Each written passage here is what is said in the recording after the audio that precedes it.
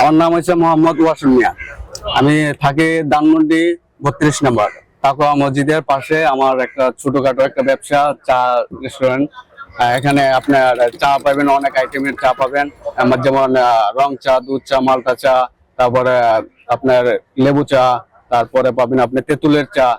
কাস্টমারের কাছে সবচেয়ে বেশি মালটা চাটা, মালটা আর রং চাটা, যেমন আদা লেবু দিয়ে, তারপরে দারচিনি এলাচি দিয়ে করি তো ওইটা আবার তারপরে এক্সট্রা হিট দিয়ে দিই, তখন ওইটা আবার একটু চাহিদা আরো বেশি।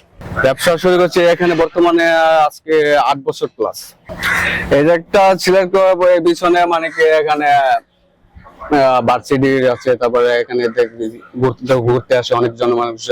এখানে মোটামুটি জমজমাট আছে, তাই এখানে দিলে ভালো হবে। এবং আমার যখন একটা আইডিয়া আছে চার প্রতি, অবশ্যই একবার খাওয়াইতে পারলে আসবে, যেমন এইভাবে।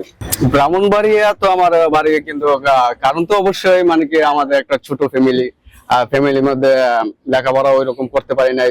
সংসার চালাইতে আমার বাবা অনেক কষ্ট হয়ে যায়, দিনে মজুরি করতে হয়। হ্যাঁ, তাই লেখাপড়া করতে পারি নাই। যে কিছুটা করছি, প্লাস 8+ করেছি, তারপরে আর লেখাপড়ার মতন খরচ আমার ফ্যামিলি চালাইতে পারে নাই। তারপরে ঢাকা আসলাম, আইসা এই 32 নম্বর আমার এক মামা থাকতো, ওনার মাধ্যমে আসলাম। আইসা তারপরে ধীরে ধীরে এই জায়গা। আমার ফ্যামিলিতে আমরা 4 ভাই 2 বোন।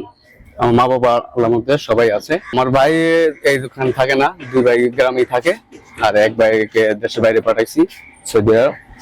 আর আমি